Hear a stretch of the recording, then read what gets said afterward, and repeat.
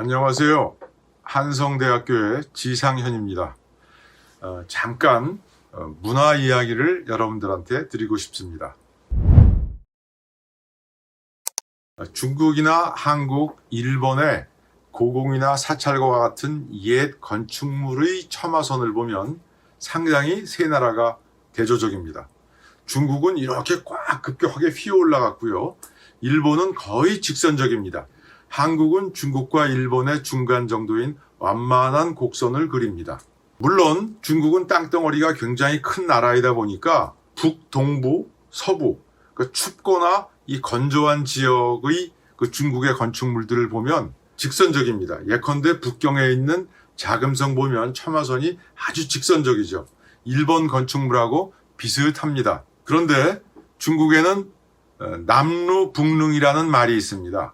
이 남루북릉이라는 말이 무슨 뜻이냐면 남쪽은 누각이 좋고 북쪽은 능이 좋다라는 말인데, 그러니까 남쪽 비가 많고 기후가 온난하며 토지가 비옥한 중국의 남부, 남동부 이 지역, 흔히 얘기하는 화하 지역이라고 불리는 이곳의 건축물들을 중국의 대표적인 건축 양식으로 꼽고 있는 말입니다. 이런 세 나라 양식의 차이가 미술 전반에서 일관되게 나타납니다. 중국의 조각작품이나 회화작품들을 보면 이렇게 곡선적이에요. 우리 같으면 그냥 똑바로 선자세로 이 중심축이 수직인 어떤 그림이라든가 회화라든가 조각작품을 만들었을 것 같은데, 중국은 다 이렇게 상체와 하체가 이런 식으로 S자 형태로 휘어내려가는 형태로 조각작품들을 만들어냅니다. 대부분이 그래요. 일본은 우리하고 비슷하게 좀 직선적입니다. 좀 차이점이 있다면 우리보다 조각의 깊이가 좀 깊고 회화 같은 경우에 조금 더 밝기 대비가 강하다라는 그런 차이점이 있습니다만, 곡선성, 직선성이라는 것만 놓고 보면 우리와 일본은 비슷하고 또 중국은 굉장히 곡선적입니다. 이런 차이점들이 나타나요. 이런 차이점들이 말하는 것들은 뭘까요? 그렇게 만들어진 조각 작품을 보고 만족해하는 그런 감성을 갖고 있다는 얘기겠죠. 그런 감성, 그런 조각 작품들 휘어 있는 것들을 보고 만족해하고 친밀감을 느끼고 편안함을 느끼는 그런 중국의 감성이 있는 것이고, 한국과 일본의 감성이 있는 셈입니다.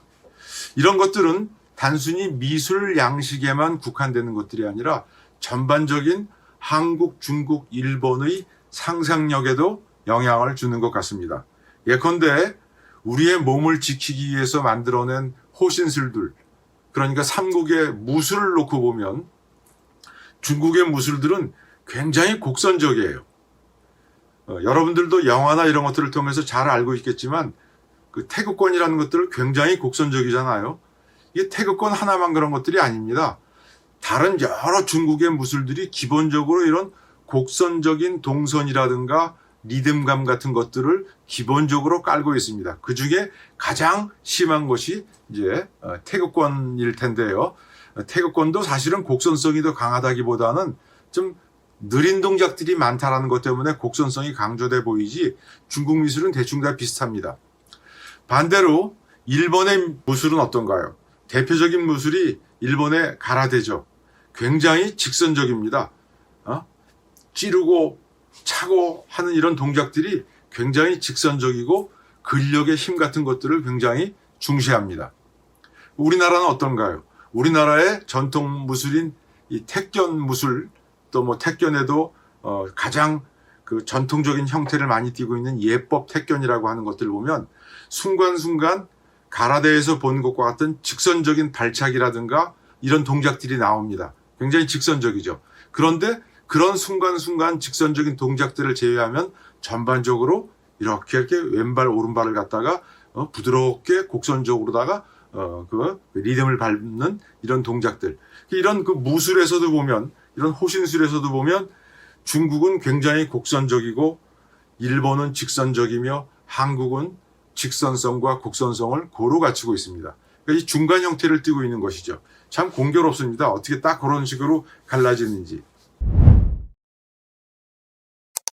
아까 미술 얘기를 하면서 이런 차이를 만들어내는 것, 미술 양식의 차이를 만들어내는 것들은 그들이 좋아하는 그 친밀감을 느끼는 그들의 감성이 다르기 때문이라고 이야기를 했는데, 사실 이 감성이라는 표현이 적절한 표현인지는 저도 잘 모르겠습니다.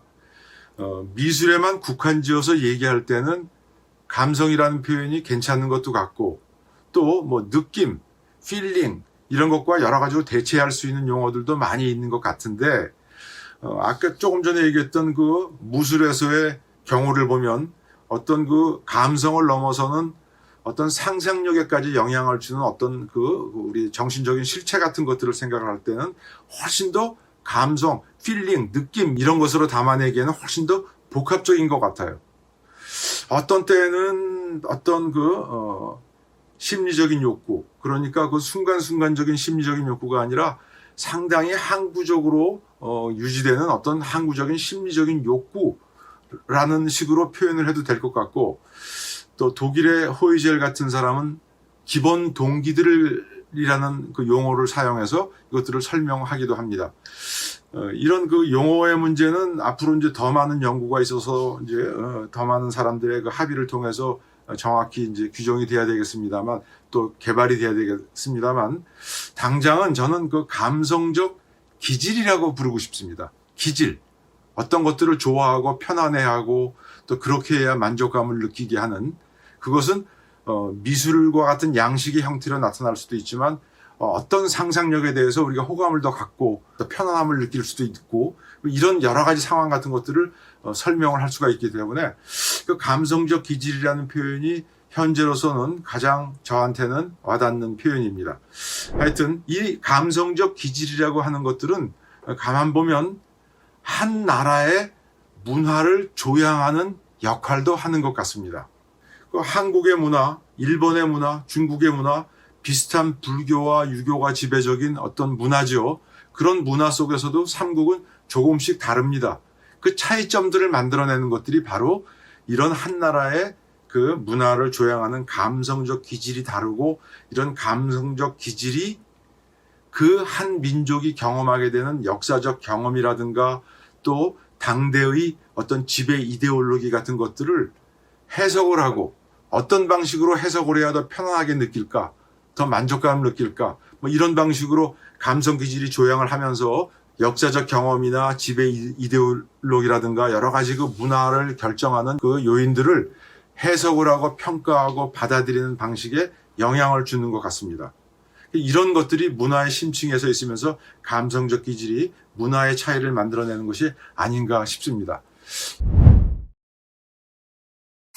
그 한국과 일본을 비교하면은요, 똑같이 저 인도에서부터 발생한 그 불교가 중국을 통해서 우리나라에게 전래가 되죠.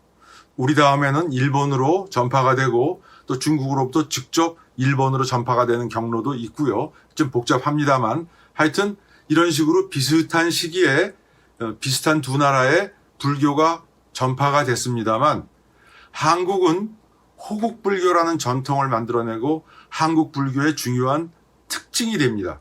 불교에서는 살생을 금하죠. 그런데 그런 계율을 어겨가면서까지 국가를 지키기 위해서 승려들이 나서는, 승병들이 나서는 그런 전통이 만들어져 있습니다. 우리 불교에서는 그걸 절대 뭐라고 하지 않습니다. 이런 그 호국불교의 전통이 있다면 일본에는 이런 호국불교의 전통은 없습니다. 그 대신에 장례불교라는 특징을 만들어냅니다. 이 장례불교라고 얘기를 하면 일본 사람들은 아이가 태어나면 신사에 가서 축원을 하고, 그 다음에 결혼식은 교회에 가서 하며, 사람이 돌아가셨을 때는 절에 가서 장례를 치른다. 이런 특정한 행사, 이벤트들을 어느 종교에 의존해서 하느냐 하는 이런 단순히 그 이벤트를 치르는 방식에 국한된 얘기가 아니라, 일본인들의 죽음관, 사생관 같은 것들을 결정하는 것이 불교적이다라는 뜻에서 일본은 장례불교라는 명칭을 갖게 됐고 그런 특징을 갖고 있는 겁니다. 그 일본의 종교는 여러분도 잘 알고 있는 신도지 않습니까? 신도라는 종교는 굉장히 원시적인 종교예요. 경전도 없습니다. 경전이 없어서 일본 고사기와 같은 역사책을 갖다 놓고 그것을 경전 대신으로 사용을 합니다. 이런 경전조차도 없는 원시불교인 신도를 믿고 있다 보니 또 신도에서는 죽음관, 내세관 같은 것들도 불교나 기독교에서 만들어 놓은 것과 같은 그런 아주 발전된 형태의 내세관 이런 것들을 사람들에게 공급을 못 해줘요. 그러니까 불교라는 것들을 통해서 불교의 내세관 같은 것들을 받아들여서 죽음 이후의 세계에 대한 그들의 궁금증이라든가 불안감 같은 것들, 이런 욕구 같은 것들을 충족시키는 것들을 불교를 통해서 받아들이는 겁니다. 그래서 장례불교라는 특징이 만들어져요. 불교만 그런 게 아니에요. 종교도 그렇습니다. 예컨대 한국의 유교는 일원론적이에요. 그 유교의 그 핵심적인 특징 중에 하나가 천명이라는 겁니다. 그 천명, 하늘에서 명령을 내려서 사람과 사람들 사이의 어떤 관계, 위계라든가 또 역할 같은 것들을 규정한다. 하늘이 규정을 해준다. 그게 천명이에요. 혈연이라든가 이런 것들도 다 천명에 속하는 것이죠. 나의 자식, 나의 선조 이렇게 쭉 이어지는. 그래서 만약에 내가 대를 잇지 못하게 된다. 그러면 그 천명이 그런 거예요. 그걸 받아들입니다.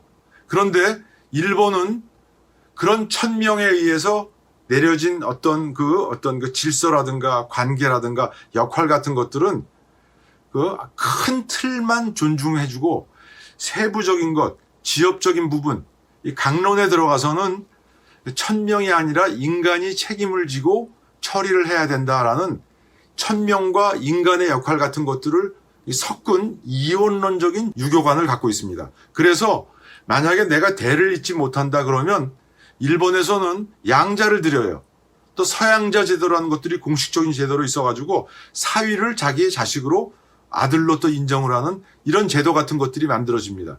이건 인간들이 알아서 해야 될 대목이다. 이런 강론에 들어가서는 천명이라는 것들은 있지만 이렇게 똑같은 유교를 받아들이는 데에도 한국과 일본은 이런 차이들을 만들어냈는데 이런 불교나 유교의 차이 같은 것들 그 밖에 여러 가지 문화적인 차이를 만들어내는 것들은 그들의 자연 환경도 거의 비슷하고 중국도 마찬가지고요. 또 종교나 이런 것들도 다 비슷비슷한데에도 불구하고 또 인종적으로도 비슷한데도 불구하고 이런 차이를 만들어내는 것들은 바로 그 세 나라 사람들이 갖고 있는 감성적 기질이 다르기 때문이다.